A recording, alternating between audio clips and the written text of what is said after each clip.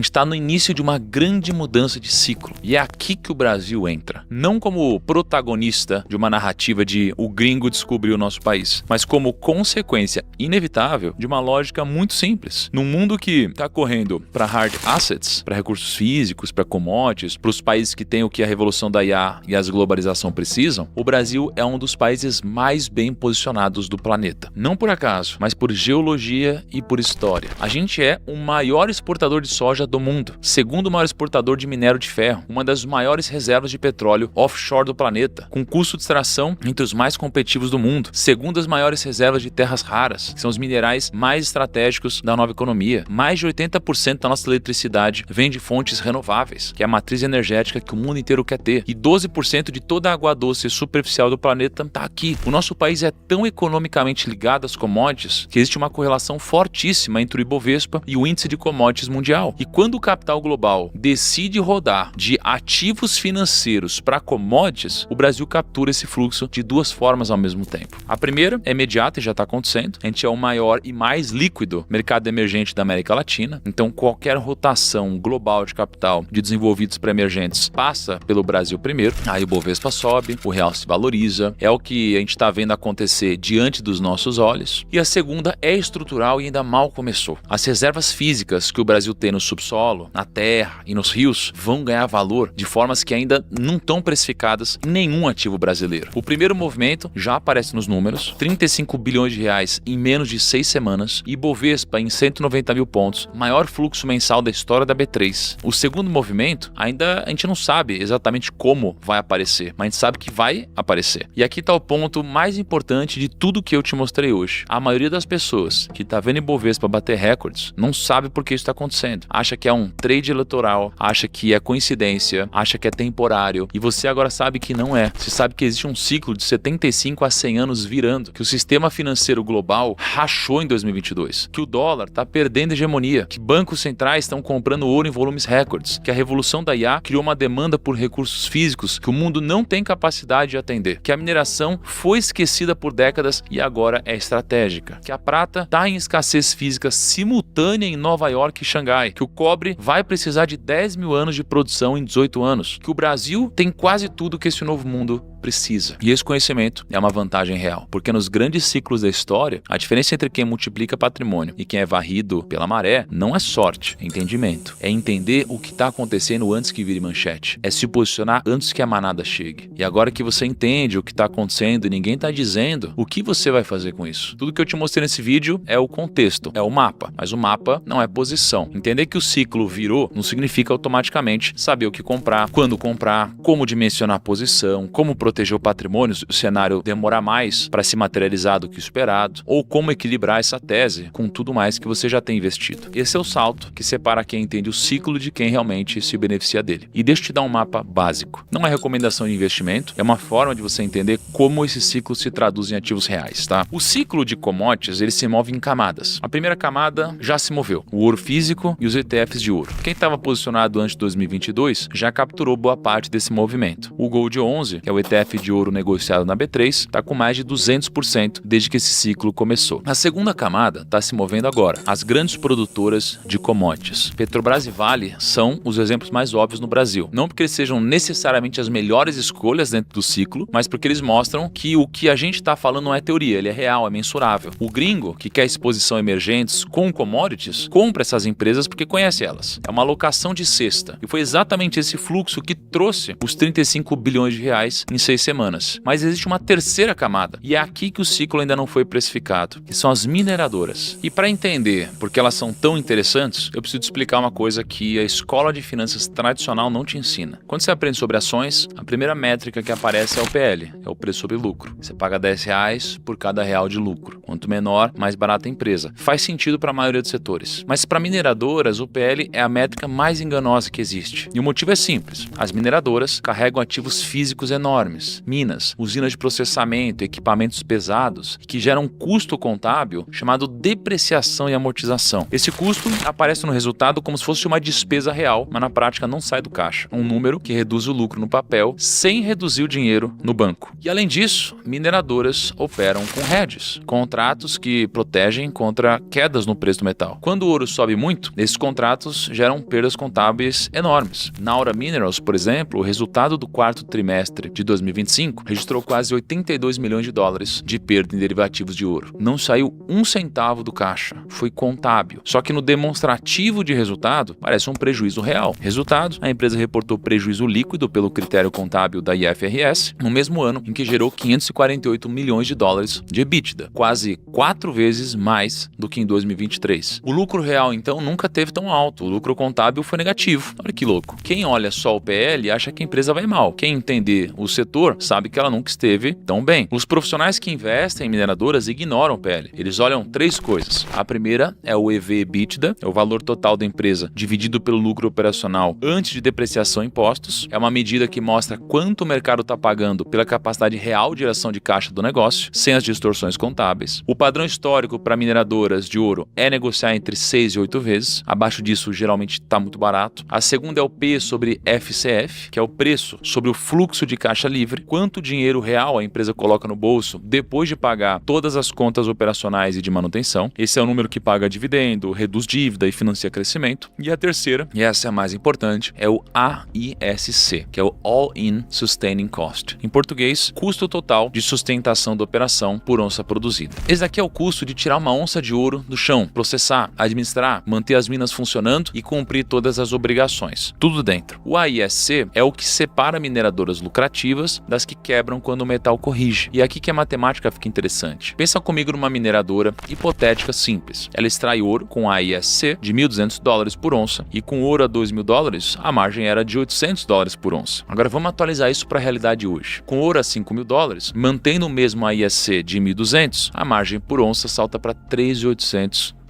Você percebe o que aconteceu? O ouro saiu de $2.000 para $5.000, mas a margem saiu de $800 para $3.800. O preço do ouro subiu 150%, a margem operacional subiu 375%. Agora vamos ao ISC. Um ISC de $1.500 por onça, com ouro a $5.000, a margem é de $3.500 por onça. Agora coloca a produção na conta. 800 mil onças por ano. $3.500 de margem multiplicado por 800 mil onças. Isso dá $2,8 bilhões de margem operacional. Em 2020, com ouro a $1.800, essa mesma mineradora, com a ISC de 1.500, tinha margem de $300 por onça. Agora, em 2025, com ouro a $5.000, a margem operacional subiu mais de 1.000%. É isso que o mercado muitas vezes não entende. Mineradora não sobe igual ouro, ela sobe em função da expansão de margem. E quando o preço do metal explode, o lucro não cresce em linha reta, ele cresce em progressão geométrica. É essa simetria que faz analistas de mineração não usarem PL e sim múltiplos sobre fluxo de caixa. Agora, muitas mineradoras já andaram. Será que elas então já estão com os preços ajustados? Bom, existe um índice que acompanha as principais mineradoras de ouro do mundo, o GDX, e existe o próprio ouro. A razão entre os dois, que é o quanto as mineradoras valem em relação ao metal que elas produzem, acabou de ter uma alta, mas ainda está em patamares baixos ao que já foi. Por exemplo, em 2010, no auge do ciclo anterior das commodities. Mesmo depois de uma alta expressiva no setor, as ações das mineradoras ainda negociam a patamares baixos comparados com o histórico. É como se os analistas não acreditassem que o preço vai se sustentar. Isso acontece porque os modelos financeiros dos grandes bancos são conservadores por definição. Quando o ouro estava a 2.000, eles usavam 1.600 nos modelos. Quando o ouro chegou a 2.500, eles atualizaram para 1.900. Hoje, com ouro acima de 5.000, muitos modelos ainda usam 2.200 ou 2.400. É uma convenção do setor. Você não precifica o momento, você precifica uma média de longo prazo para ser conservador. O efeito colateral é que as mineradoras batem estimativas trimestralmente com folga. E toda vez que isso acontece, os analistas revisam o preço-alvo para cima e a ação sobe mais. Esse ciclo de revisões não terminou ainda. A Aura Minerals, que negocia com o código AURA33, é um ótimo exemplo disso. A Aura é uma mineradora de médio porte, com operações no Brasil, México, Honduras e Guatemala, e no início de 2024, a ação estava na casa dos R$32,50. Terminou 2025 em R$62,80. Quem olhou para o número e pensou que isso subiu demais, perdeu uma alta de mais de 60% desde o início do ano. E de onde que surgiu isso? Bom, a Aura produziu produziu 280 mil onças de ouro, equivalente em 2025, com a ISC de aproximadamente $1.460 por onça e ouro médio realizado acima de 13.400. A margem por onça, então, foi de quase $2.000, a maior da história da empresa, e o EBITDA foi de $548 milhões.